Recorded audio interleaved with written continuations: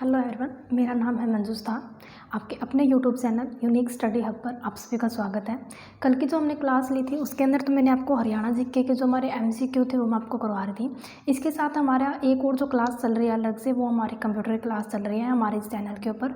लेकिन आज की जो क्लास है उसके अंदर मैं आपको हरियाणा जीके का एक थ्योरी टॉपिक है वो करवाने वाली हूँ। जैसा कि आपको ऊपर दिखाई भी दे रहा होगा, आज का जो टॉपिक रहेगा वो क्या रहेगा, हरियाणा की नदियाँ रहेगा। ठीक है, तो आज की जो क्लास है उसके अंदर हम क्या करेंगे, हरियाणा की नदियों को पढ़ेंगे। हरियाणा का नदी अपवाह तंत्र है उसको हम करेंगे। साथ के साथ हम ये जानेंगे कि इन नदियों के ऊपर बनाए गए जो डैम है ना, जो बैराज है जिनको हम बांध बोलते हैं, वो हमारे कौन कौन से हैं, इन सभी के बारे में आज हम जिक्र करने वाले हैं। ठीक है, एक इम्पोर्टेंट टॉपिक है ये हमारा HSSC या आपका जो HPSC exam point of view से। इसके अंदर हमारे एग्जाम के अंदर बहुत सारे क्वेश्चंस आते हैं यहाँ से, तो हम बिल्कुल बेसिक लेवल से हाई लेवल तक इस टॉपिक को कंप्लीट करने वाले हैं।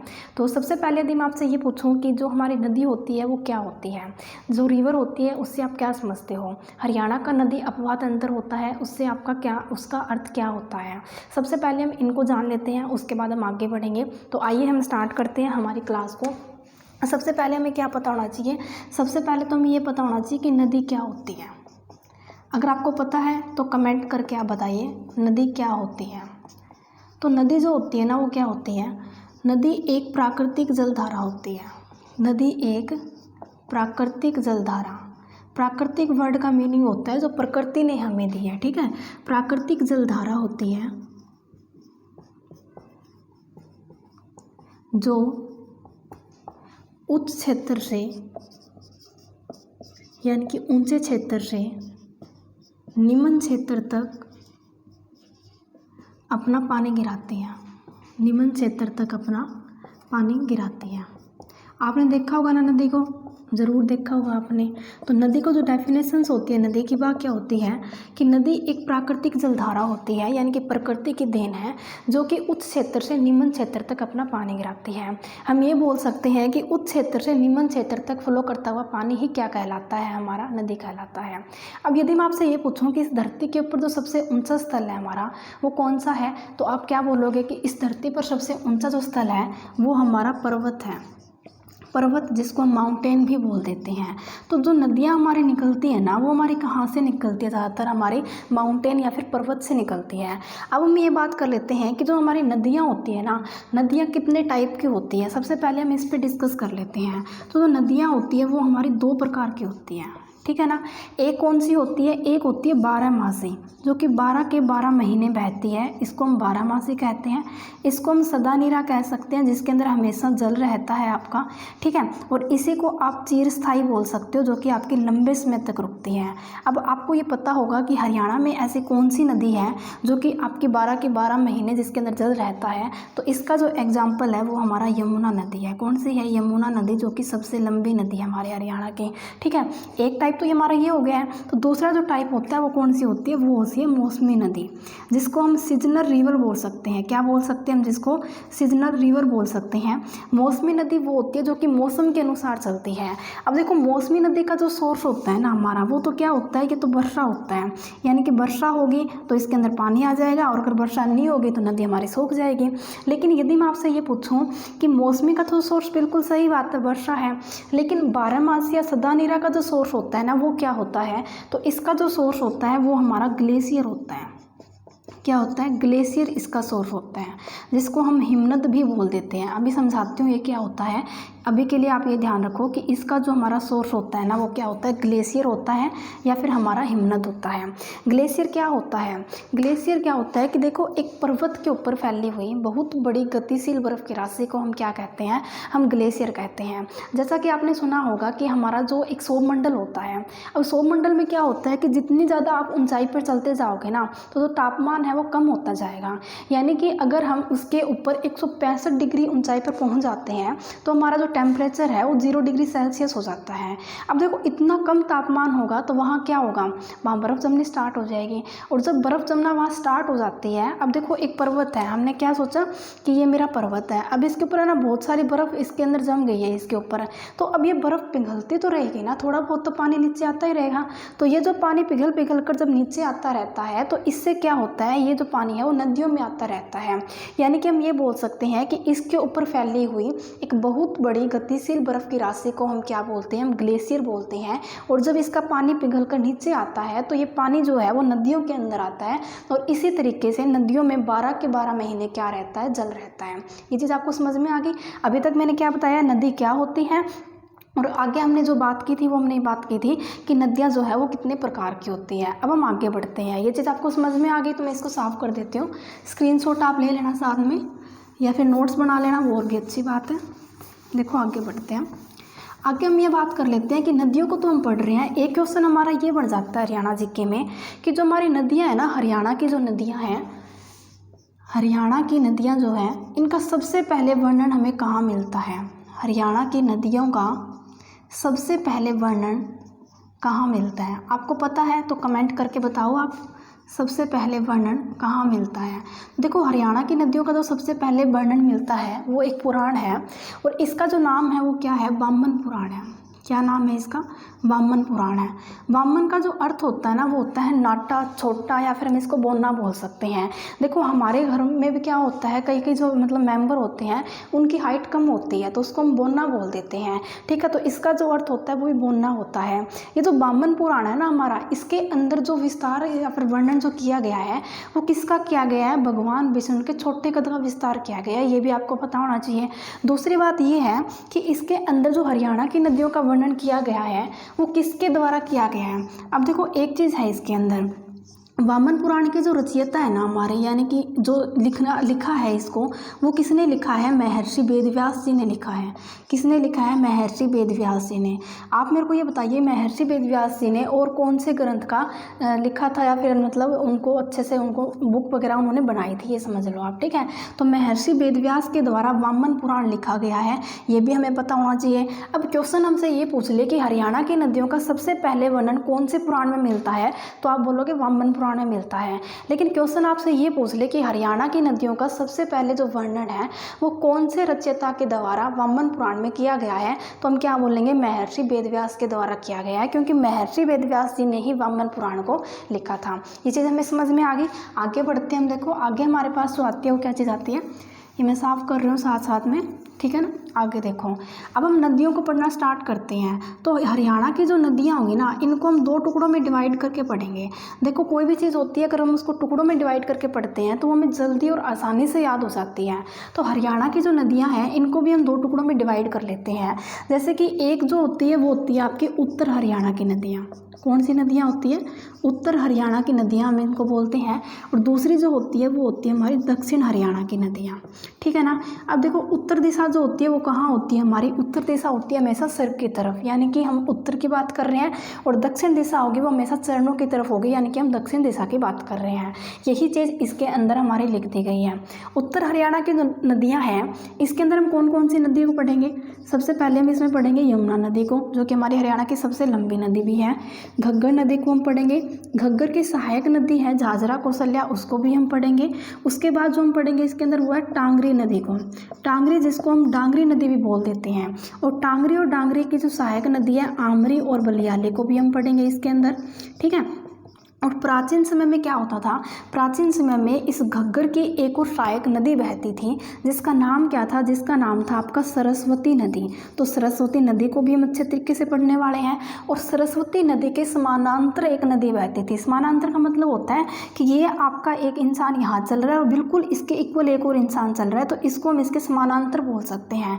यानी कि ये जो नदी है वो मेरी सरस्वती नदी है इसके अंदर, लेकिन ये जो नदी है वो मेरी चेतांग नदी है, जो कि इसी के समानांतर बहती थी। तो इन दोनों नदी को भी हम अच्छे तरीके से पढ़ने वाले हैं। और ये किसकी सहायक नदी है? ये हमारी घग्गर की सहायक नदी है। तो सरस्वती नदी को पढ़ेंगे और साथ में हम चेतांग नदी को पढ़ेंगे, ठीक है ना। ये हमारी बात इसमें आ गई है। तो उत्तर हरियाणा की इतनी सारी नदियों को हम अच्छे तरीके से पढ़ने वाले हैं। उसके बाद हम पढ़ेंगे दक्षिण हरियाणा की महत्वपूर्ण नदियों के बारे में। और दक्षिण हरियाणा की जो सबसे महत्वपूर्ण नदी है ना, उसका नाम है साहिबी नदी। क्या नाम है? साहिबी नदी। तो साहिबी नदी को हम अच्छे से पढ़ेंगे। साहिबी नदी की कुछ सहायक नदियां हैं, जैसे कि हम बात करते हैं किसकी? सोता नदी के बारे में हम बात कर लेते हैं, या फिर बरकानिया नाला के बारे में हम बात कर लेते हैं।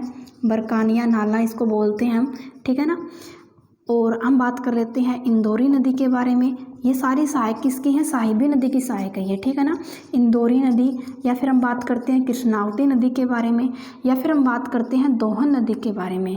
ये सभी नदियों से हमारे बहुत सारे जो क्वेश्चन है ना वो पूछे जाते हैं एग्जाम के अंदर। तो इस टॉपिक को हम काफ़ी डिटेल से करेंगे, हमारा जितना टाइम लगे कोई दिक्कत नहीं है, बट हम करेंगे इसको बहुत ही अच्छे से, ठीक है। तो उत्तर हरियाणा में कितनी नदियाँ पड़ेंगी, यमुना नदी को, घग्गर नदी को, टांगरी नदी को, घग्गर की जो सहायक है झाझरा कौशल्या उसको पढ़ेंगे, टांगरी की आमरी बलियाली नदी को पढ़ेंगे, सरस्वती नदी जो कि घग्गर की प्राचीन समय में इसकी जो क्या थी, सहायक नदी थी, इसको हम पढ़ेंगे, चेतांग नदी को हम पढ़ेंगे, और दक्षिण हरियाणा की जो महत्वपूर्ण नदियाँ हैं उनको भी हम पढ़ेंगे। तो आज की जो क्लास है इसके अंदर हम क्या कंप्लीट कर लेते हैं, आज की क्लास में हम उत्तर हरियाणा की नदियों को हम अच्छे तरीके से पढ़ लेते हैं।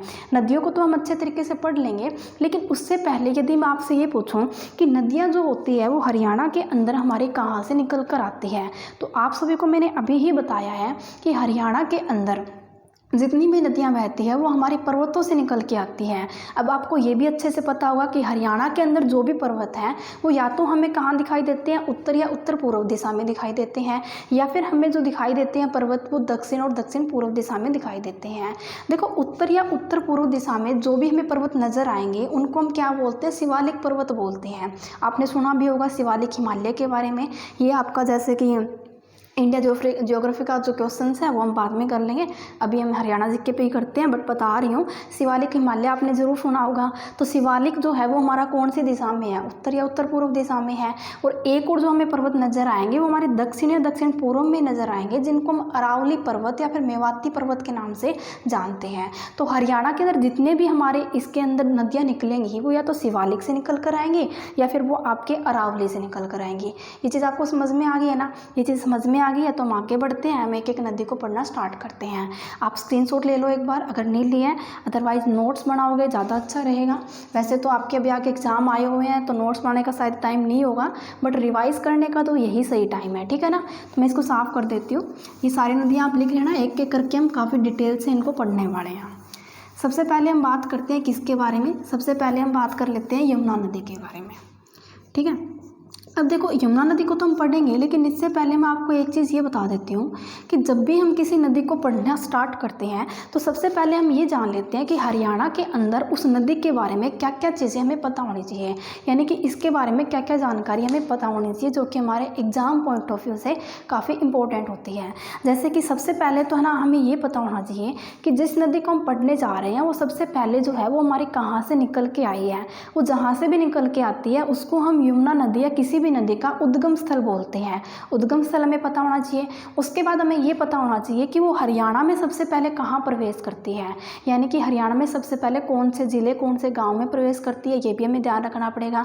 उसके बाद हमें ये पता होना चाहिए कि हरियाणा के अंदर कौन कौन से ज़िलों में वो नदी बहकर चलती है, ये भी हमें ध्यान रखना पड़ेगा। नेक्स्ट हमें ये ध्यान रखना पड़ेगा कि हरियाणा के लास्ट कौन से क्षेत्र से वो नदी निकलती है, यानी कि निकलना सबसे लास्ट में, एग्जिट करना, तो उस नदी का एग्जिट हमें पता होना चाहिए। उसके बाद हमें इसके अंदर ये भी ध्यान रखना पड़ेगा कि जो हमारी नदी है उसकी हरियाणा में कितनी लंबाई है, उसका पुराना नाम क्या रहा है, या फिर उस नदी के ऊपर कौन कौन सी हमारी योजनाएं बनाई गई है, कौन कौन से बांध बनाए गए हैं। तो ये सारी की सारी जो बातें हैं वो हमें एक नदी के बारे में पता होनी चाहिए। अगर आप हरियाणा में कोई भी नदी कर रहे हो तो ये सारी चीज़ें तो आपको अच्छे से पता होनी चाहिए। अगर एक्स्ट्रा कुछ पता है वो तो और भी अच्छी बात है, ठीक है। तो हम स्टार्ट करते हैं किसको, हमारी यमुना नदी को। सबसे पहले मैंने अभी आपको जैसे बताया था कि सबसे पहले तो हमें इसका उद्गम स्थल पता होना चाहिए। उद्गम स्थल का मतलब ये होता है कि हरियाणा से पहले कहाँ से ये नदी निकलती है। तो देखो ये जो निकलती है ना वो निकलती है, एक ग्लेशियर है जिसका नाम है यमुनोत्री ग्लेशियर। अब शायद आपको मेरे को ये बताने की ज़रूरत नहीं है कि ग्लेशियर क्या होता है। ग्लेशियर एक पहाड़ होता है, एक पर्वत होता है जिसके ऊपर बर्फ़ घेरी हुई होती है, यानी कि बहुत बड़ी राशि होती है बर्फ़ की, उसको हम ग्लेशियर बोलते हैं। तो यमुनोत्री ग्लेशियर के दक्षिण पश्चिम में स्थित यानी कि इसी ग्लेशियर की हम बात कर रहे हैं, एक और हमारा ग्लेशियर है, ठीक है, एक बर्फ़ की राशि है जिसका नाम है बंदरपूछ ग्लेशियर। क्या नाम है, बंदरपूछ ग्लेशियर। अब आपको इन दोनों में कंफ्यूज नहीं होना है। देखो इन दोनों में से आपको एक ऑप्शन मिलेगा, या तो यमुनोत्री ग्लेशियर मिलेगा या फिर आपका बंदरपूछ ग्लेशियर मिलेगा। ये दोनों के दोनों जो क्षेत्र है ना, ये कहाँ से आते हैं, ये हमारे गढ़वाल क्षेत्र में स्थित है। कहाँ है, गढ़वाल क्षेत्र में स्थित है। अब ये गढ़वाल क्षेत्र कहाँ पड़ता है, तो ये हमारा उत्तराखंड के अंदर पड़ता है। और ये जो गढ़वाल क्षेत्र है ना, इसकी हाइट कितनी है, इसकी हाइट है 6330 से लेके 6387 मीटर। कितनी है, 6330 से लेके 6387 मीटर है। तो इतने ऊंचे, यानी कि इतनी ऊंचे जो हमारी ये पहाड़ी है, यहाँ से एक जलधारा निकलती है। और निकलने वाली इस जलधारा का नाम क्या है, निकलने वाली इस जलधारा का नाम हमारा यमुना नदी है। क्या बताया मैंने आपको, ये बताया कि यमुनोत्री ग्लेशियर यानी कि ग्लेशियर है, उसके दक्षिण पश्चिम में स्थित एक और ग्लेशियर जिसका नाम है बंदरपूछ ग्लेशियर। ठीक है ना। ये बंदरपूछ ग्लेशियर और यमुनोत्री जो ग्लेशियर है, ये दोनों के दोनों आपके गढ़वाल क्षेत्र में पड़ते हैं। गढ़वाल क्षेत्र जो है वो आपका उत्तराखंड में पड़ता है। और इसकी जो हाइट है ना, वो क्या है, 6330 से लेके 6387 मीटर है। यानी कि 6330 से लेके 6387 मीटर ऊंचे गढ़वाल क्षेत्र से बंदरपूछ ग्लेशियर या फिर यमुनोत्री ग्लेशियर से एक जलधारा निकलती है। और निकलने वाली जलधारा का नाम क्या है, यमुना नदी है। उद्गम स्थल आपको समझ में आ गया होगा। फिर आगे हम बात करते हैं। आगे ये चीज़ आती है कि हरियाणा में सबसे पहले कहाँ प्रवेश करती है। फिर ये हरियाणा में सबसे पहले कहाँ प्रवेश करती है, ठीक है ना। प्रवेश लिख देती हूँ, पहले आप लिख लेना अच्छे से। सबसे पहले जो प्रवेश करती है वो करती है हमारे यमुनानगर के कलेसर के अंदर। कहाँ करती है, यमुनानगर के कलेसर में। ये पड़ता है आपका यमुनानगर ज़िले के अंदर। उसके बाद आगे बढ़ती है और आगे जो जाती है वो जाती है ताजेवाला के अंदर। ताजेवाला जो है वो भी हमारा कहाँ पड़ता है, यमुनानगर ज़िले के अंदर ही पड़ता है हमारा। ताजेवाला से आगे बढ़ती है और आगे जो आती है वो आती है करनाल के अंदर। कहाँ आती है, करनाल एक ज़िला है। करनाल के बाद बढ़ती है आगे ये पानीपत में। पानीपत के बाद आती है ये सोनीपत के अंदर, ये भी हमारा डिस्ट्रिक्ट है एक। सोनीपत के बाद आता है हमारा दिल्ली। आप इसके अंदर मानचित्र देख लेना, आपको समझ में आ जाएगा। ये दिल्ली के बाद में आता है हमारा एक ज़िला, कौन सा, फरीदाबाद ज़िला आता है। और फरीदाबाद के बाद जो बहती है ये वो आती है पलवल के अंदर। पलवल के बाद में है, पलवल का एक गाँव है जिसका नाम है हसनपुर गाँव। क्या नाम है, हसनपुर गांव है। हसनपुर गांव से क्या करती है, इस गांव से ये पूर्व दिशा में मुड़ जाती है। कहाँ मुड़ जाती है, अभी पूर्व दिशा में मुड़ जाती है इस गांव से। और पूर्व दिशा के अलीगढ़, एक अलीगढ़ क्षेत्र है, ठीक है ना। अलीगढ़, इटावा, मथुरा बहते हुए त्रिवेणी संगम, जिसको हम त्रिवेणी संगम के नाम से जानते हैं, वो क्या है हमारा, प्रयागराज। त्रिवेणी संगम प्रयागराज नामक स्थान पर गंगा नदी में मिल जाती है। नामक स्थान पर गंगा नदी में मिल जाती है, यानी कि गंगा नदी में अपना ये पानी गिरा देती है। अब एक बात तो मैं यहाँ से समझ में आ गई होगी कि जो ये हमारी नदी है वो किसकी सहायक नदी है, वो हमारी गंगा की सहायक नदी है। ये तो चीज़ हमें समझ में आ गई है। अब हम दोबारा से इसको पढ़ते हैं कि हरियाणा में सबसे पहले जो प्रवेश करती है वो हमारा कहाँ करती है, ये हमारा कालेसर में प्रवेश करती है। कलेसर हम इसको बोल देते हैं, जो कि हमारा यमुनानगर ज़िले का हिस्सा है। उसके बाद ये आगे बढ़ती है, आगे जाती है हमारे ताजेवाला के अंदर। वाला जो है वो भी हमारा किस जिले का है, यमुनानगर ज़िले का है। उसके बाद आगे बढ़ती है करनाल, फिर पानीपत, फिर सोनीपत, फिर दिल्ली, दिल्ली के बाद फरीदाबाद, फरीदाबाद के बाद ये पलवल में आती है। पलवल का एक गांव है हसनपुर गांव। अब देखो यहाँ जो है ना, यहाँ हमारा हरियाणा ख़त्म हो चुका है, यानी कि जो एग्जिट करेगी वो कहाँ से करेगी, हसनपुर गाँव से करेगी। इसके बाद ये पूर्व दिशा में मुड़ जाती है। अब हमारे पूर्व दिशा में क्या है, हमारे पूर्व दिशा में तो हमारा यूपी है, यानी कि उत्तर प्रदेश है। तो ये जो सारे क्षेत्र है ना, अलीगढ़, इटावा, मथुरा, ये सारे हमारे यूपी के हैं। और इसके अंदर त्रिवेणी संगम जिसको हम बोलते हैं, प्रयागराज जिसका नाम है, जहाँ हमारा कुंभ का मेला भी लगता है, तो इस स्थान पर गंगा नदी में अपना ये पानी गिरा देती है।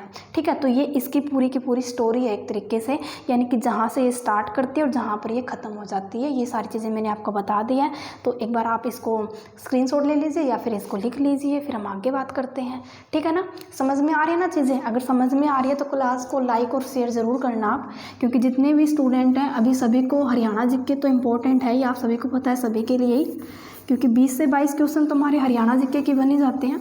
और इसके अलावा है ना, मैं आपको सेम कुछ क्वेश्चंस की सीरीज़ करवा रही हूँ, वो भी आप साथ साथ में देखते रहना, प्लेलिस्ट में आपको मिल जाएगी वो क्लास भी। ठीक है, आगे बढ़ते हैं हम। देखो उसके बाद हम बात करते हैं, अभी मैंने बताया कि हरियाणा से एग्जिट कहाँ से करती है, हरियाणा में एग्जिट कहाँ से करती है, अभी बताया ना मैंने, हसनपुर एक गांव है वहाँ से एग्जिट करती है, ये हसनपुर गांव से ये एग्जिट कर देती है। उसके बाद हम बात करते हैं कि जो ये यमुना नदी है वो किसकी सहायक नदी है। यमुना नदी जो है वो हमारे गंगा की सहायक नदी है, और गंगा की क्या है, ये गंगा की लंबी सहायक नदी है। अब लंबी का मतलब है कि बहुत बड़ी नदी है ना हमारी, आपको पता ही है बहुत लंबी नदी है हमारी हरियाणा में ये, तो ये सबसे लंबी सहायक नदी है किसकी, गंगा की।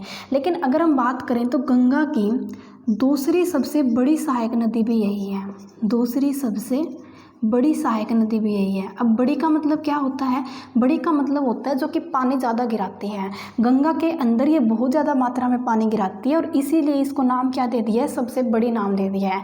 बट सबसे बड़ी नहीं है, ये दूसरी सबसे बड़ी है। तो इसका मतलब है कि पहले भी कोई ना कोई बड़ी नदी रही होगी। तो पहली जो हमारी बड़ी नदी है ना सबसे, वो कौन सी है, इसकी सहायक जो है वो है घाघरा नदी। ठीक है ना, ये चीज़ भी आपको अच्छे से पता होनी चाहिए, बाकी इतनी है नहीं, एक बार देख लेना आप याद हो जाएगी। ये बात हमने कर ली। अब हम बात कर लेते हैं कि यमुना नदी जो है हमारी, इसकी जो लंबाई है ना, अगर हम बात करें इसकी कुल लंबाई के बारे में, तो वो कितनी है, वो है हमारी 1375 से लेके या फिर 1376 भी आप इसको बोल सकते हो। एक्यूरेट तो आपका ये है, दोनों अगर ऑप्शन में आ जाते हैं, अदरवाइज आप 1375 के साथ में भी जा सकते हो। ठीक है, ये इसकी कुल लंबाई है। लेकिन हम किसको पढ़ रहे हैं, हम तुम्हारे हरियाणा को पढ़ रहे हैं, तो हरियाणा के अंदर इसकी जो कुल लंबाई है वो कितनी रहेगी, हरियाणा में इसकी जो कुल लंबाई है वो हमारी 320 किलोमीटर है। कितनी है, 320 किलोमीटर है। अब देखो ये जो क्वेश्चन है ना, वो आपको 2-3 तरीक़ों से पूछ सकता है। कैसे, आपसे ये पूछ सकता है कि नदी कहाँ से हरियाणा में आरंभ होती है, ये हमारे कलेसर से आरंभ होती है, कलेसर से लेके लास्ट ये कहाँ तक ख़त्म होती है, ये हमारी एग्जिट कर जाती है हसनपुर से। तो आपसे पूछ सकता है कि आपका जो कलेसर है या फिर हसनपुर है, तो कलेसर व हसनपुर के बीच में यमुना नदी की हरियाणा में कितनी लंबाई है, तो भी आपका आंसर क्या रहेगा, 320 किलोमीटर रहेगा। आपसे ये पूछ सकता है कि हरियाणा से लेके यूपी, क्योंकि लास्ट में यूपी पर एग्जिट करती है ये, तो हरियाणा से लेके उत्तर प्रदेश के बीच में हमारी जो ये यमुना नदी है इसकी लंबाई कितनी है, तो भी आप क्या बोलोगे, 320 किलोमीटर रहेगी। आपको सिर्फ क्वेश्चन जो है वो घुमाने के लिए पूछ ले जाते हैं, तो ये चीज़ भी आपको अच्छे से पता होनी चाहिए। ये चीज़ हमने सीख लिया ना, आगे बढ़ते हैं, हम आगे बात करते हैं। इसको मैं साफ कर देती हूँ। नेक्स्ट हम पॉइंट पढ़ते हैं इसमें, सहायक नदियाँ तो हमने पढ़ ली है इसकी।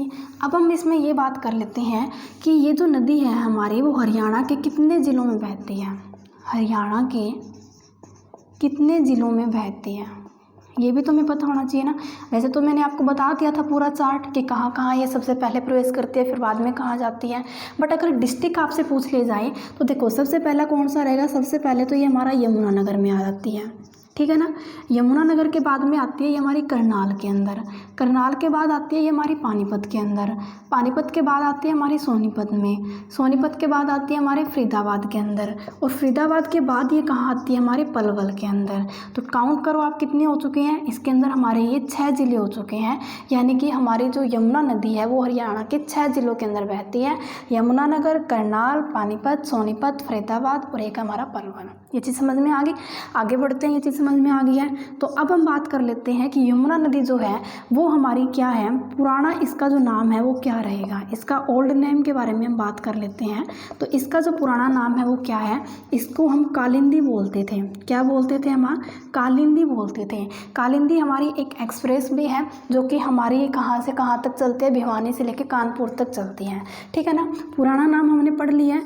अब हम बात कर लेते हैं कि इसके अन्य और क्या नाम है, यानी कि और हम किस नाम से इसको जानते हैं। तो इसको ना हम यम की बहन कहते हैं, क्या बोलते हैं, यम की बहन है इसको बोल देते हैं, या फिर हम इसको सूर्य की पुत्री के नाम से भी जानते हैं। तो क्वेश्चन आपसे पूछ सकता है कि सूर्य की पुत्री के नाम से किस नदी को जाना जाता है, या फिर यम की बहन जो नदी है वो हमारे कौन से ज़िले में सबसे पहले प्रवेश करती है। ये किसी भी तरीके से आपसे क्वेश्चन पूछा जा सकता है।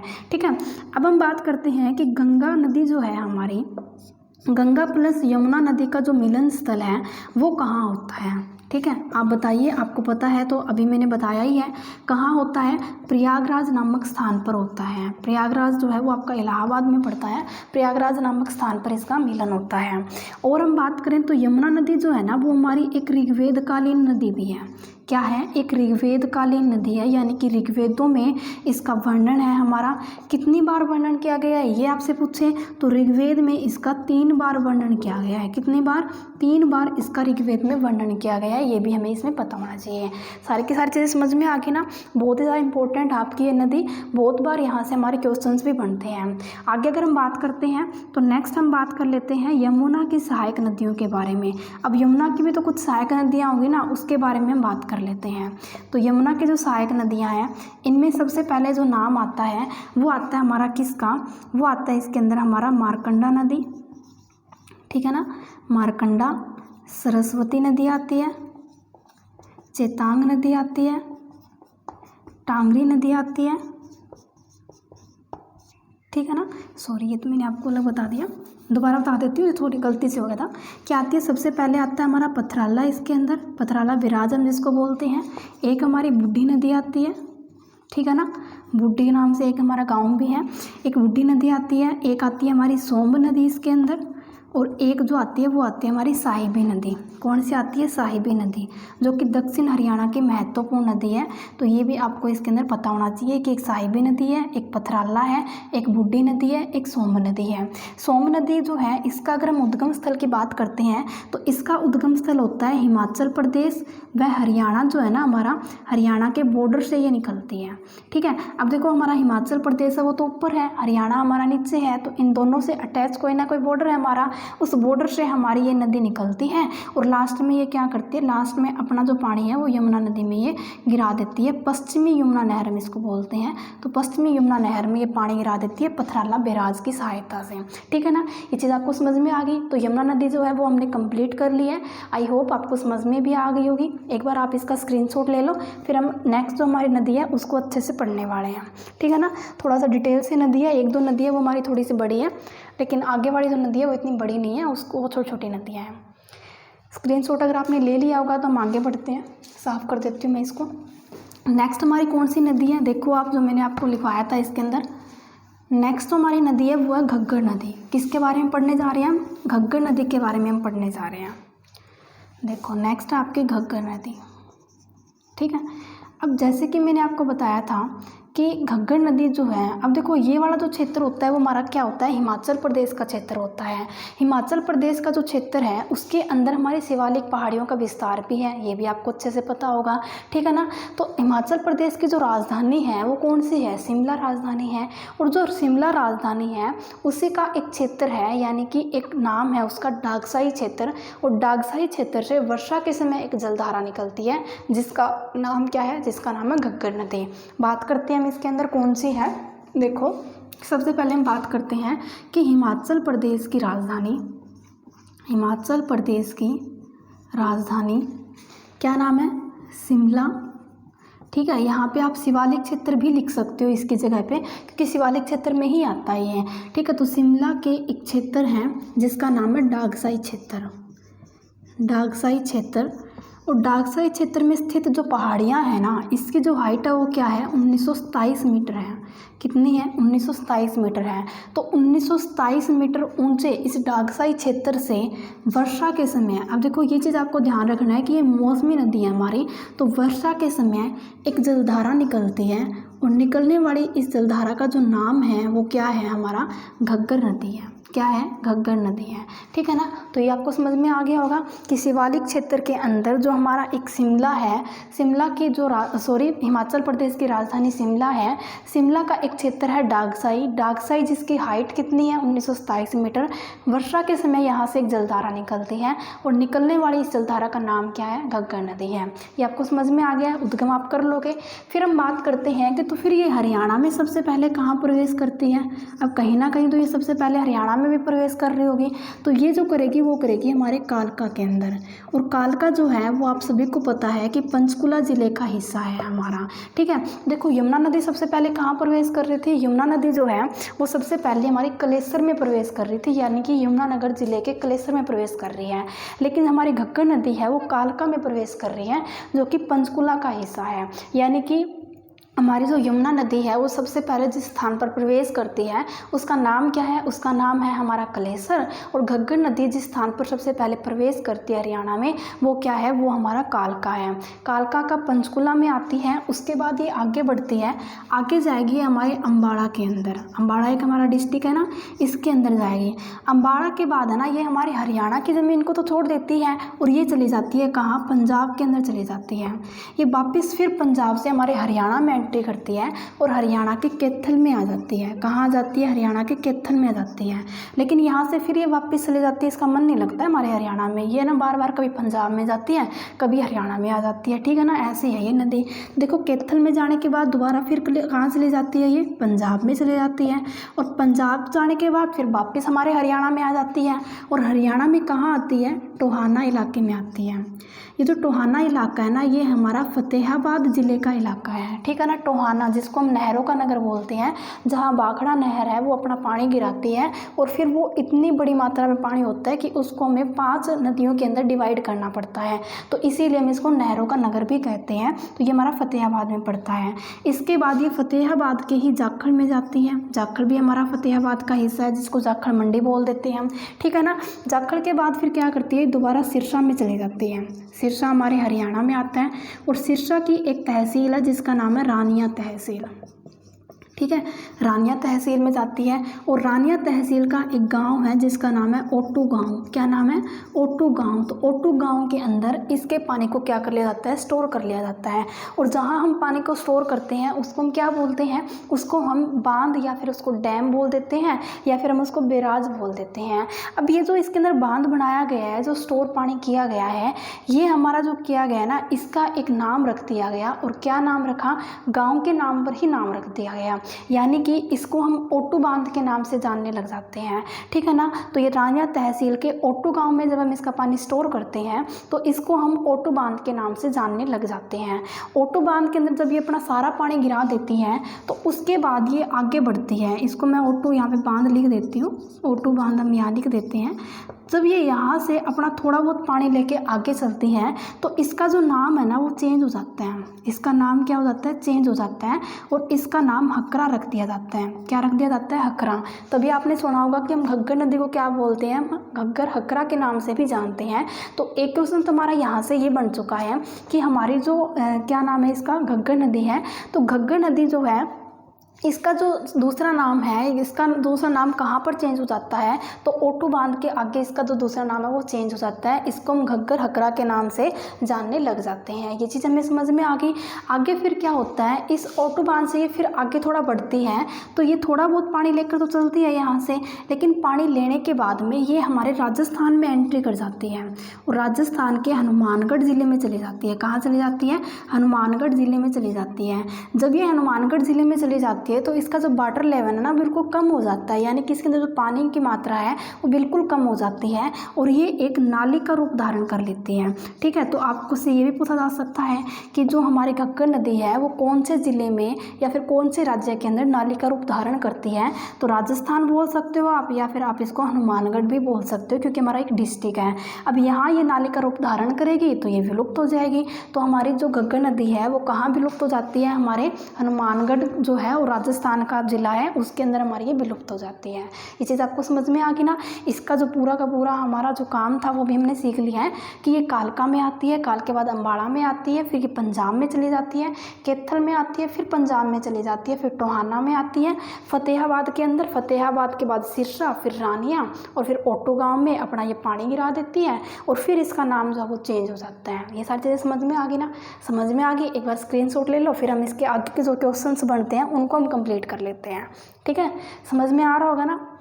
मैं धीरे धीरे करवा रही हूँ क्योंकि आपको समझ में आनी चीज़ें ज़रूरी है, ठीक है ना। हमें स्पीड में नहीं भागना है। साफ़ कर देती हूँ मैं इसको।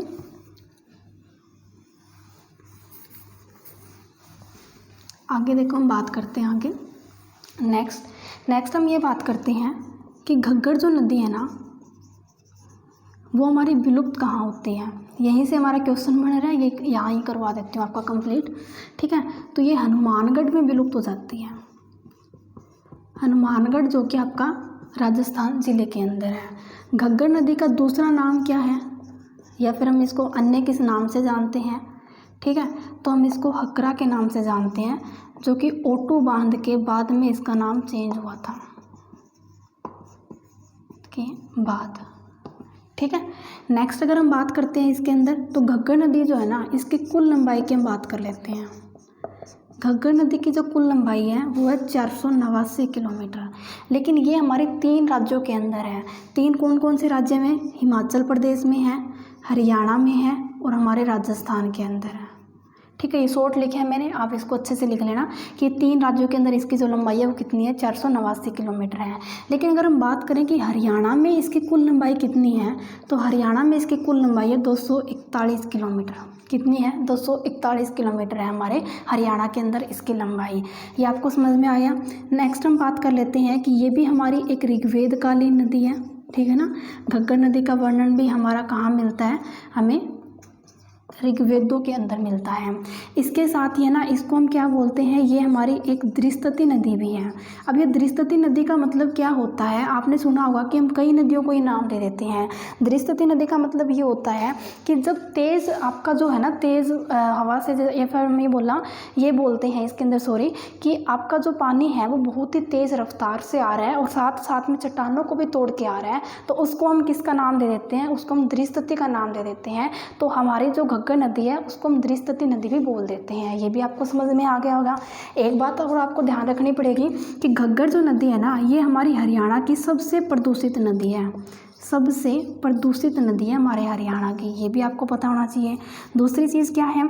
दूसरी ये है कि हमारी जो घग्गर नदी है ना, इसके आसपास का जो जल स्तर है, यानी कि इसके आसपास जो पानी है वो बिल्कुल कम हो चुका है। ठीक है ना। तो जल स्तर जो है वो इसके आसपास का बिल्कुल ही हमारा कम हो चुका है, ये भी हमें पता होना चाहिए।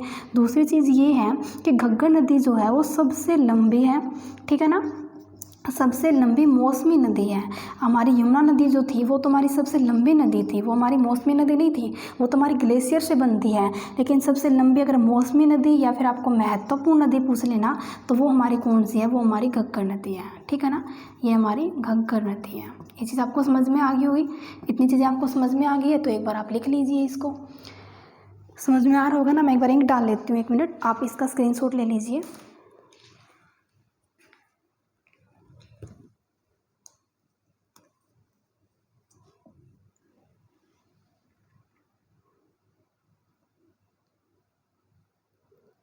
स्क्रीनशॉट ले लीजिए या फिर आप नोट्स बना लीजिए, तब तक बस 1 सेकंड का काम है। ठीक है ना। तो घग्गर नदी के बारे में हमने बहुत सारी चीज़ें जो कि पढ़ ली हैं। आगे बढ़ते हैं। कर लिया होगा ना आपने? देखो, इसको मैं साफ़ कर देती हूँ, फिर आगे बात करते हैं नेक्स्ट इसके बारे में। अच्छा, एक चीज़ हमारी ये रहेगी, वैसे तो आपको मैंने बता दी है बट फिर दोबारा बता देती हूँ कि हरियाणा के कितने ज़िलों में बहती है ये?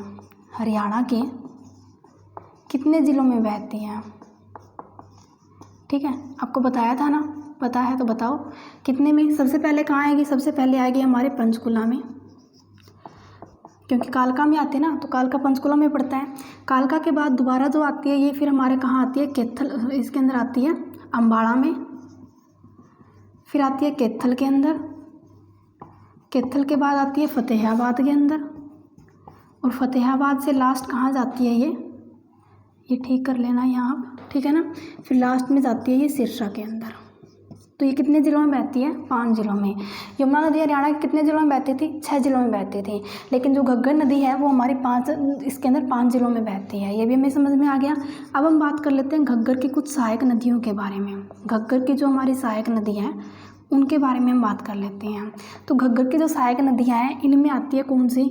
मारकंडा नदी आती है एक, तो जिसको हम आगे पढ़ेंगे अभी। मारकंडा के बाद हम बात करते हैं टांगरी नदी आती है, इसको भी पढ़ेंगे। सरस्वती नदी आती है। ठीक है।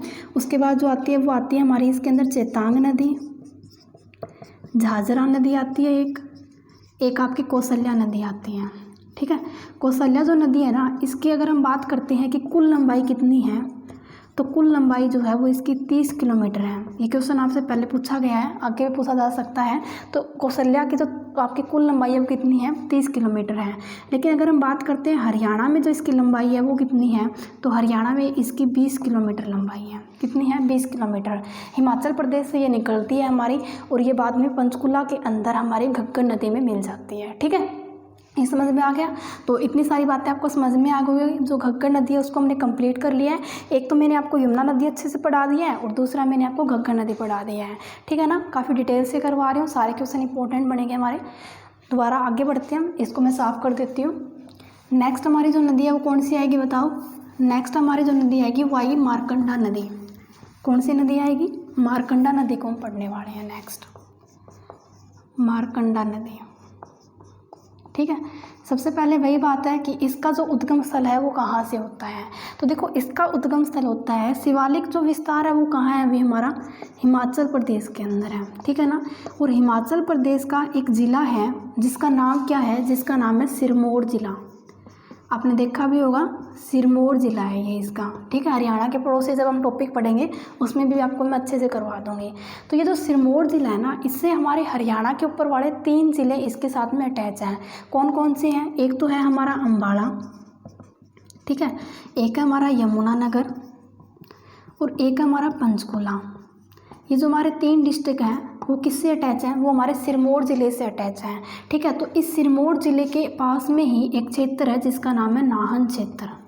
क्या है, नाहन क्षेत्र। ये तो मैं समझाने के लिए बता रही थी आपको सिर्फ। ठीक है ना, तो नाहन क्षेत्र के समीप से, नाहन क्षेत्र के समीप से वर्षा के समय एक जलधारा निकलती है। क्योंकि हम मौसमी नदियों की बात कर रहे हैं, तो वर्षा के समय एक जलधारा निकलती है, और निकलने वाली इस जलधारा का नाम जो है वो क्या है, हमारा मारकंडा नदी है। ठीक है, सबसे पहले मैंने आपको बताया हिमाचल प्रदेश। हिमाचल प्रदेश का एक हिस्सा है, हिस्सा लगा लो या फिर आप एक ज़िला लगा लो, कौन सा है, सिरमौर ज़िला। इसके एक समीप में क्षेत्र है जिसका नाम है नाहन क्षेत्र। नाहन क्षेत्र के समीप से वर्षा के समय एक जलधारा निकलती है जिसका नाम क्या है, जिसका नाम है मारकंडा नदी। ये चीज़ हमें समझ में आ गई, आगे बढ़ते हैं। देखो, मारकंडा नदी जो है वो इसका नाम क्यों रखा गया है, सबसे पहले हम ये बात कर लेते हैं कि ये हरियाणा में कहाँ प्रवेश करती है। आगे बताऊँगी कि क्यों रखा गया है इसका नाम। हरियाणा में सबसे पहले जो ये प्रवेश करेगी वो हमारा कहाँ करेगी, वो करेगी अम्बाड़ा कैंट में। अम्बाड़ा और अम्बाड़ा कैंट को हम क्या बोलते हैं, ट्विन सिटी बोलते हैं ना। ठीक है ना, तो अम्बाड़ा कैंट में प्रवेश करती है। फिर आती है ये हमारे कुरुक्षेत्र के अंदर, और कुरुक्षेत्र के अंदर हम बात करते हैं तो ये सबसे पहले कहाँ आएगी, कुरुक्षेत्र में ये आएगी आपकी पेहवा के अंदर। पेहवा कुरुक्षेत्र में आता है। इसका एक गांव है जिसका नाम है अरुणाई गांव। क्या है, अरुणाई गांव।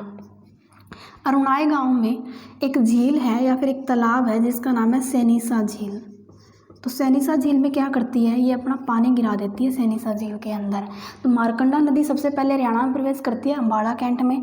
अम्बाड़ा कैंट से जाती है ये हमारे कुरुक्षेत्र के अंदर। कुरुक्षेत्र के बाद आती है ये पेहवा के अंदर। पेहवा के अरुणाई गांव में सैनीसा झील में अपना ये पानी गिरा देती है। ठीक है ना, जब ये सारा का सारा अपना पानी यहाँ गिरा देती है तो ये फिर आगे बढ़ती है, और आगे जो है वो इसका नाम चेंज हो जाता है गाँव के नाम पर, यानी कि हम इसको अरुणा नदी बोलने लग जाते हैं। क्या बोलने लग जाते हैं, अरुणा नदी। तो हमारी मारकंडा नदी जो है इसका दूसरा नाम क्या है, तो इसका दूसरा या फिर अन्य जो नाम है वो हमारा क्या है, अरुणा नदी है। कौन सा है, अरुणा नदी है। अब देखो, इस नदी का नाम जो है वो मारकंडा क्यों पड़ा है, क्योंकि मारकंडे नाम के एक ऋषि थे जो कि इस नदी के किनारे बैठकर तप किया करते थे, और उन्हीं के नाम पर, उन्हीं के नाम से इस नदी को प्रसिद्धि मिल जाती है, जिसका नाम क्या रख दिया जाता है, मारकंडा नदी रख दिया जाता है।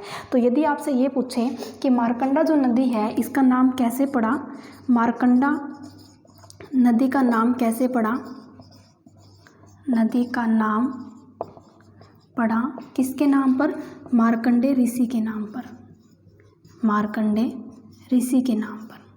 ठीक है ना, ये भी आपको समझ में आ गया है। आगे अगर हम बात करते हैं तो इसकी जो कुल लंबाई है वो कितनी है, मारकंडा जो नदी है इसकी कुल लंबाई हमारी 120 किलोमीटर। कितनी है, 120 किलोमीटर। लेकिन हमें कुल लंबाई से क्या मतलब है, हमें तो बात करनी है किसके अंदर, हमारे हरियाणा के अंदर। तो हरियाणा में जो इसकी लंबाई है वो है हमारी 90 किलोमीटर। कितनी है, 90 किलोमीटर है हमारी। ये चीज़ आपको समझ में आ गई ना, कर लोगे ना आप। छोटी सी नदी, ज़्यादा बड़ी नदी नहीं है ये, हिमाचल प्रदेश के सिरमौर ज़िले से निकलती है, सिरमौर ज़िले के नाहन क्षेत्र से वर्षा के समय ये निकलती है, जिसका नाम क्या रख दिया हमने, मारकंडा नदी रख दिया है। हरियाणा में सबसे पहले अम्बाड़ा कैंट में आएगी, अम्बाड़ा के कैंट के बाद में कुरुक्षेत्र में जाएगी, कुरुक्षेत्र का एक गाँव है पेहवा में जाती है, पेहवा के अंदर अरुणाई गाँव के अंदर सैनिसा झील में अपना पानी गिरा देती है, और यहाँ पानी गिराने के बाद जब ये आगे बढ़ती है तो इसका नाम हम अरुणा नदी रख देते हैं। अच्छा, इसका नाम कैसे पड़ा, मार्कंडेय ऋषि के नाम पर पड़ा है। कुल लंबाई है इसकी 120 किलोमीटर। हरियाणा में सबसे पहले कहाँ प्रवेश करती है, ये मैंने आपको बता दिया है, अम्बाड़ा कैंट में। एग्जिट कहाँ से करती है, तो अरुणाई गाँव से करती है। आ गया ना आपको समझ में, कर लोगे सारे के सारे क्वेश्चन। अब हम बात कर लेते हैं कि इसकी कुछ सहायक नदियाँ हैं उनके बारे में, कि मारकंडा जो हमारी नदी है ना, इसकी सहायक नदियाँ कौन कौन सी हैं। मारकंडा जो नदी है, इसकी सहायक नदी की हम बात करते हैं तो सबसे पहले इसमें जो नाम आता है वो आता है टांगरी नदी का। कौन सी नदी का आता है हमारा इसके अंदर, टांगरी नदी का आता है। इसके अंदर एक जो आता है वो हमारा इसके अंदर आता है रण, बेगना और नकटी नदी। रण, बेगना और नकटी नदी, ये सारी नदियाँ जो है वो हमारी किस में आती है, इसी के अंतर्गत आती है। कर लोगे ना आप। आगे बढ़ते हैं, आगे हम पढ़ते हैं इसके अंदर, इसको मैं साफ कर देती हूँ। नेक्स्ट जो हमारी नदी आती है वो आती है टांगरी नदी। कौन सी नदी को हम पढ़ेंगे, टांगरी नदी को हम पढ़ेंगे। समझ में आ रहा है ना आपको, जहाँ भी डाउट हो कमेंट कर देना आप। नेक्स्ट हमारी नदी है वो है टांगरी नदी। टांगरी नदी को अगर हम पढ़ते हैं, जिसको हम डांगरी नदी भी बोल देते हैं, कई बार आपको डांगरी नदी भी ऑप्शन में मिल जाता है। ये एकमात्र ऐसी नदी है हमारी जो कि हरियाणा से ही निकलती है, यानी कि इसका जो उद्गम स्थल होता है वो हमारा हरियाणा से ही होता है। तो हरियाणा के कहाँ से होता है, पंचकुला से होता है। यहाँ लिख देती हूँ मैं, इसका उद्गम स्थल की हम बात कर रहे हैं पंचकुला के मोरनी क्षेत्र से। कहाँ से, मोरनी क्षेत्र से। मोरनी क्षेत्र का एक हमारा यहाँ पे, जैसे मोरनी क्षेत्र से इसका क्या होता है, यहाँ पे उद्गम होता है। या फिर हम ये बोल सकते हैं कि वर्षा के समय एक जलधारा निकलती है, और निकलने वाली इस जलधारा का नाम क्या है हमारा, इसके अंदर टांगरी नदी है। क्या है हमारी, ये टांगरी नदी है। ये चीज़ आपको समझ में आ गई होगी ना। आगे हम इसमें बात कर लेते हैं, उद्गम तो हमने कर लिया है। अच्छा, इसका जो विलय है वो कहाँ होता है, फिर इसका जो विलय है वो पंचकुला के अंदर ही घग्गर नदी में इसका विलय हो जाता है, और तभी हमने इसको क्या कहा है, तभी इसको हमने घग्गर की सहायक नदी कहा है। अगर हम बात करें कि इसकी जो हमारी लंबाई है वो कितनी है, अगर हम कुल लंबाई की पहले बात कर लेते हैं तो टांगरी की जो हमारी कुल लंबाई है वो है 90 किलोमीटर। लेकिन हरियाणा की अगर हम बात करते हैं तो हरियाणा में जो इसकी लंबाई है वो कितनी है, 70 किलोमीटर है। कितनी है, 70 किलोमीटर है। तो इसके अंदर तो आपको इतनी ही बातें याद रखनी है, क्योंकि छोटी सी हमारी ये नदी है। समझ में आ गई होगी। आगे बढ़ते हैं, इसको साफ कर देती हूँ। नेक्स्ट हम बात कर लेते हैं किसके बारे में, नेक्स्ट हम बात कर लेते हैं हमारी सबसे, जो हमारी ऋग्वेद काल की सबसे पवित्र नदी है उसके बारे में, यानी कि हम बात कर लेते हैं सरस्वती नदी के बारे में। किसके बारे में, सरस्वती नदी के बारे में। सरस्वती जो नदी है ना, इसके बारे में हम बात करें, सबसे पहली बात तो ये है कि वर्तमान में इसका कोई अस्तित्व नहीं है। वर्तमान में इसका कोई अस्तित्व नहीं है, यानी कि वर्तमान में ये जो नदी है ना वो हमें दिखाई नहीं देती है। लेकिन ऐसा नहीं है कि ये हमें दिखाई देगी भी नहीं, क्योंकि अभी क्या हो रहा है, इसके ऊपर खुदाई का काम चल रहा है, क्योंकि सबसे पवित्र नदी थी ये हमारी, लेकिन ये हमें दिखाई नहीं दे रही थी, इसका कोई अस्तित्व नहीं मिल रहा था। तो हमारी जो सरकार है उन्होंने कहा कि इसके ऊपर खुदाई करके हमें इस नदी को ढूंढना होगा, क्योंकि आज भी जितनी ये पहले पवित्र मानी जाती थी उतनी ही आज भी ये नदी हमारी पवित्र मानी जाती है। ठीक है ना, वर्तमान में कोई अस्तित्व नहीं है। दूसरी बात क्या है, दूसरा पॉइंट ये है हमारा कि ये ऋग्वेद कालीन नदी है। क्या है, ऋग्वेद कालीन नदी है ये हमारी, यानी कि ऋग्वेद के अंदर भी इसका वर्णन मिलता है हमारा। नेक्स्ट अगर हम बात करते हैं कि फिर इसका जो उद्गम होता है वो हमारा कहाँ से होता है, तो इसका उद्गम होता है हमारा हिमाचल प्रदेश से।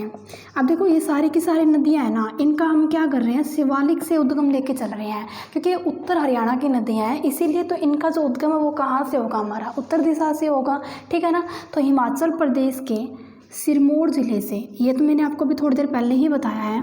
तो सिरमौर ज़िले से क्या होता है, इसका उद्गम होता है, ज़िले से जलधारा निकलती है या फिर यह उद्गम होता है इसका। ये चीज़ हमें समझ में आ गई। अच्छा, फिर हरियाणा में सबसे पहले कहाँ प्रवेश करती है, हरियाणा में प्रवेश कहाँ करती है, तो देखो हरियाणा में सबसे पहले जो ये प्रवेश करती है ना, वो करती है यमुनानगर ज़िले के अंदर, और यमुनानगर के आदि बद्री नामक स्थान पर करती हैं। आदि बद्री नामक स्थान के ऊपर यमुनानगर में सबसे पहले ये प्रवेश करती है। ये चीज़ हमें समझ में आ गई। उसके बाद ये आगे जाती है कहाँ, शाहाबाद के अंदर। शाहाबाद है, इसको हम क्या कहते हैं, इसको हम हॉकी का गढ़ कहते हैं। ठीक है, यहाँ से हमारे रानी रामपाल है, वो भी यहीं से है, हॉकी के खिलाड़ी रही हैं वो। और हमारे जो पूर्व खेल मंत्री थे जिनका नाम था संदीप सिंह, वो भी हमारे यहीं से आते थे। अभी तो हमारे कैबिनेट मंत्री चेंज हो चुके हैं, उनके अलग से आपको क्लास दे दूँगी मैं। ठीक है, तो शाहाबाद जो है ये भी हमारा किस में आता है, कुरुक्षेत्र में आता है। आगे बढ़ती है, शाहाबाद के बाद आती है कुरुक्षेत्र के पेहवा के अंदर। पेहवा में अरुणाई गांव में मैंने बताया था ना आपको, कौन सी नदी पानी गिरा रही थी, हमारी मारकंडा नदी पानी गिरा रही थी। तो अरुणाई गांव के अंदर टांगरी व मारकंडा नदी का पानी उठाकर, टांगरी व मारकंडा नदी का ये पानी उठा लेती हैं। यहाँ लिख देते हैं, मारकंडा नदी का पानी उठाकर, ये नहीं है कि ये वापस मतलब विलुप्त हो जाएगी, विलुप्त नहीं होती है ये कहाँ आ जाती है, ये हमारे कैथल में आ जाती है। ठीक है ना, हरियाणा के कैथल के बाद ये पंजाब में चली जाती है, और पंजाब का एक ज़िला है जिसका नाम है संगरूर नामक स्थान। क्या है, संगरूर हमारा ज़िला है, और संगरूर का एक हिस्सा है हमारा क्या, सतराना नामक स्थान। सतराना नामक स्थान पर घग्गर नदी में अपना पानी गिरा देती है, क्योंकि घग्गर की सहायक नदी है ये, तो घग्गर नदी में क्या कर देती है, ये अपना पानी गिरा देती है। देखो क्या क्या हमने सबसे पहले हमने ये पढ़ा है कि हरियाणा में जो ये प्रवेश करती है वो सबसे पहले कहाँ प्रवेश करती है, हमारी आदि बद्री नामक स्थान पर प्रवेश करती है, जो कि यमुनानगर ज़िले के अंतर्गत आता है। उसके बाद आती है हमारे शाहाबाद के अंदर, जिसको हम हॉकी का गढ़ कहते हैं। शाहाबाद के बाद आती है ये हमारी पेहवा में। पेहवा के अरुणाई गाँव से पानी उठाती है, किस नदी का, टांगरी व मारकंडा नदी का, और फिर ये हमारे कैथल में आती है। कैथल के बाद पंजाब के संगरूर नामक ज़िले में जाती है, और यहाँ से सतराना नामक स्थान पर घग्गर नदी में क्या करती है, ये अपना पानी गिरा देती है। ठीक है ना, तो इस प्रकार के इतना रास्ता था हमारा सरस्वती नदी का। अभी तो है नहीं, लेकिन पहले था ये। ठीक है ना, ये चीज़ समझ में आ गई। एक बार आप इसका स्क्रीनशॉट ले लीजिए, फिर आगे करते हैं, आगे हम बात करते हैं इसके बारे में। देखो आगे में इसमें क्या देखेंगे, अब ये नदी है नहीं इसकी, तो अब क्या हुआ था, अब सरकार ने ये कहा कि इस नदी की आप दोबारा से खुदाई कीजिए। तो हमारे लिए एक क्वेश्चन बन सकता है कि सरस्वती नदी की पुनः खुदाई करने के लिए, पुनः का मतलब होता है दोबारा, खुदाई करने के लिए कौन सा देश सहयोग कर रहा है, कौन सा देश सहयोग कर रहा है, ये क्वेश्चन आपसे पूछ सकता है। आपको पता है तो बताइए। तो जो हमारा इसके अंदर खुदाई करने में सहयोग कर रहा है उस देश का नाम है ऑस्ट्रेलिया। क्या है, ऑस्ट्रेलिया देश इसके अंदर हमारा सहयोग कर रहा है। ये चीज़ आपको समझ में आ गई। अगर मैं आपसे ये पूछूं कि जो हमारी सरस्वती नदी है ना, इसकी जो पुनः खुदाई होनी स्टार्ट की गई थी वो कहाँ से की गई थी, तो इसकी जो पुनः खुदाई शुरू की गई थी वो की गई थी हमारे यमुनानगर ज़िले के अंदर, और यमुनानगर ज़िले के मुगलावली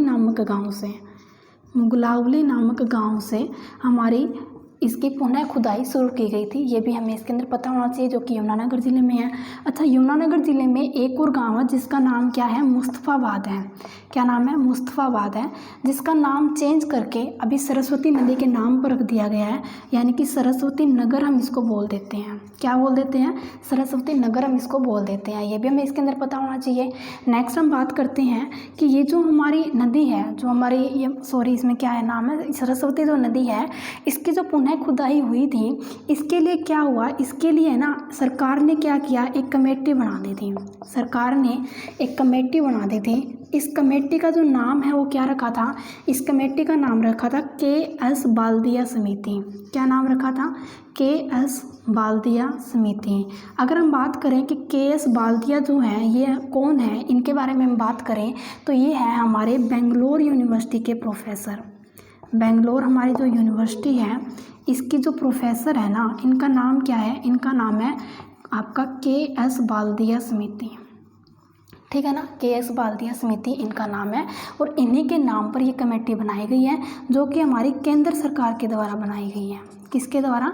केंद्र सरकार के द्वारा, क्योंकि इतना बड़ा प्रोजेक्ट जो है वो एक व्यक्ति हैंडल नहीं कर सकता है। तो इसके लिए एक कमेटी बना दी है, एक समिति बना दी है। तो उस समिति का कोई ना कोई अध्यक्ष भी होगा। अध्यक्ष कौन होगा? KS बाल्दिया, ठीक है ना। और ये कौन है? ये बेंगलोर यूनिवर्सिटी के प्रोफेसर हैं। इन्हीं के नाम पर ये कमेटी बनाई गई है, जो कि हमारी सरस्वती की पुनः खुदाई के लिए जितने भी कार्य होंगे उनके अंदर ये सहयोग करेंगे। तो पुनः खुदाई करेंगे, इसके लिए देश कौन सा सहयोग करेगा? ऑस्ट्रेलिया कर रहा है। मुगलावली से ये शुरू हुई है। मुस्तफाबाद है, इसका जो नाम चेंज करके क्या कर दिया गया है? सरस्वती नगर कर दिया गया है। एक कमेटी बना दी गई है जिसका नाम है KS बाल्दिया समिति। KS बाल्दिया समिति जो है वो आपके बेंगलोर यूनिवर्सिटी के प्रोफेसर के नाम पर रखी गई है। नेक्स्ट हम बात करते हैं, तो इसके लिए ना एक बोर्ड का भी गठन किया गया है, ठीक है। उस बोर्ड का नाम क्या रखा है? इस बोर्ड का जो नाम रखा है वो रखा है HSHDB। क्या नाम रखा है? HSHDB, यानी कि Haryana Saraswati heritage development board. क्या है?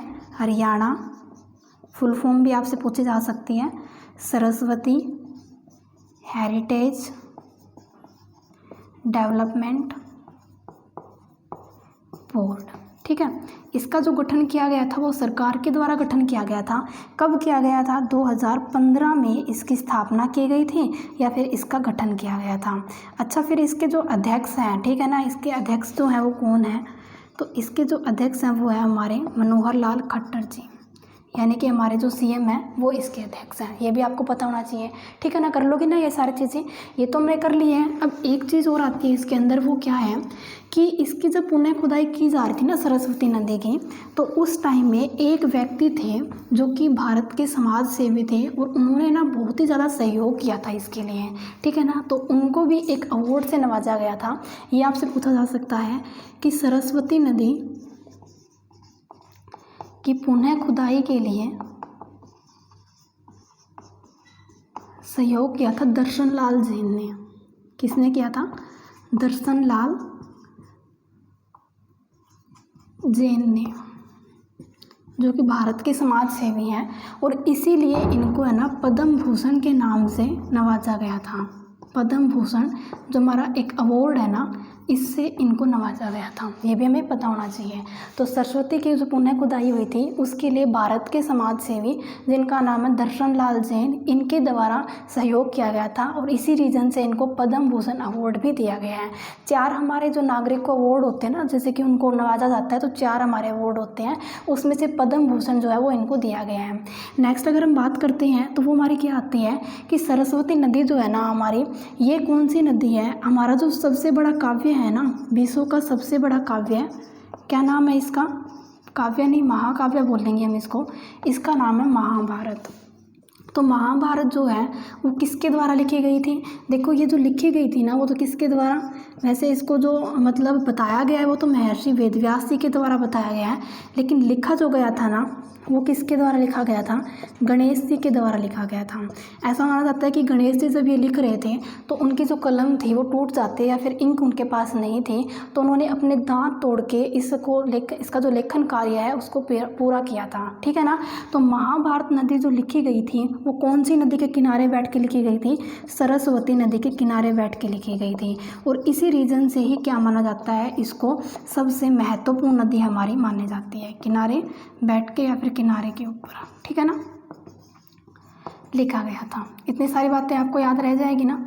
रह जाएगी, बहुत ही ईजी सी हमारी है, ये कर लोगे ना आप? समझ में आ गई है? अगर समझ में आ गई है तो फिर हम आगे बढ़ते हैं, ठीक है। उसके बाद हम लास्ट नदी को पढ़ लेते हैं हमारी, जो कि उत्तर हरियाणा की लास्ट नदी है, उसके बारे में हम बात कर लेते हैं। वो है हमारी कौन सी? चेतांग नदी। कौन सी है? चेतांग नदी। अच्छा, वर्तमान में इस नदी का कोई भी अस्तित्व नहीं है, ये बात हमें पता होना चाहिए। चेतांग नदी जो है वो वर्तमान में इसका कोई भी हमारा अस्तित्व नहीं है। चेतांग नदी जो है ना हमारी, वो कहाँ से उद्गम होता है इस नदी का? तो इसका जो उद्गम होता है वो कहाँ से होता है हमारा? ये शिवालिक क्षेत्र से होता है। कहाँ से होता है? शिवालिक क्षेत्र से इसका उद्गम होता है, ठीक है। सबसे पहले हरियाणा में जो ये प्रवेश करती है, हरियाणा में प्रवेश कहाँ करती है? सबसे पहले यमुनानगर ज़िले में आती है, ठीक है। यमुनानगर में आएगी, उसके बाद आएगी हमारी अम्बाड़ा के अंदर, ठीक है। अम्बाड़ा के बाद आएगी कुरुक्षेत्र के अंदर, कुरुक्षेत्र के बाद में आएगी कैथल में, फिर आएगी जींद के अंदर, हिसार के अंदर, फतेहाबाद में, फिर आएगी सिरसा के अंदर, और सिरसा के बाद में है ना ये राजस्थान में चली जाती है, राजस्थान के भटनेर नामक स्थान पर, राजस्थान के भटनेर नामक स्थान पर ये विलुप्त हो जाती है, भटनेर नामक स्थान पर विलुप्त हो जाती है ये, ठीक है ना। चीज़ें समझ में आ गई ना आपको। क्या बताया मैंने आपको ये बताया कि चेतांग जो हमारी नदी है वो कहाँ से उसका उद्गम होता है, शिवालिक क्षेत्र से होता है। हरियाणा में कहाँ प्रवेश करती है, यमुनानगर ज़िले में, यमुनानगर अम्बाड़ा आती है, अम्बाड़ा के बाद कुरुक्षेत्र, कैथल, जींद, हिसार, फतेहाबाद, सिरसा, राजस्थान के भटनेर नामक स्थान पर ये अपना क्या कर देती हैं, पानी क्या कराती है, विलुप्त हो जाती है ये हमारी नदी, ठीक है ना। ये आपको समझ में आ गया। अच्छा, इसकी सहायक नदी है वो भी आपको बता देती हूँ। इसकी सहायक नदी है वो है राक्का नदी। क्या है, राक्का नदी, या फिर हम इसको राक्षसी नदी बोल देते हैं। इसका जो उद्गम स्थल होता है वो हमारा कहाँ से होता है, इसका उद्गम स्थल होता है हमारा यमुनानगर, यमुनानगर से इसका जो है वो उद्गम स्थल होता है हमारा, ठीक है। ये भी आपको इसके अंदर ध्यान में रखना पड़ेगा। ये बाकी जो भी डिटेल है वो आपको क्वेश्चंस के साथ में करवा दूंगी, ठीक है ना। तो हरियाणा की जो हमारी नदियां हैं, उत्तर हरियाणा की नदियां हैं, इनको हमने कंप्लीट कर लिया है। हमारी 5 या 6 नदियां थी जिनको मैंने करवा दिया है। नेक्स्ट जो हमारी क्लास रहेगी उसके अंदर हम दक्षिण हरियाणा की नदियों को पढ़ लेंगे। तो आज की जो क्लास है वो आपकी यहीं पर समाप्त होती है। नेक्स्ट क्लास के साथ में बहुत ही जल्दी मिलते हैं। अगर आपको ये क्लास पसंद आती है तो इसको लाइक और ज़्यादा से ज़्यादा शेयर कीजिए। Okay, thank you class.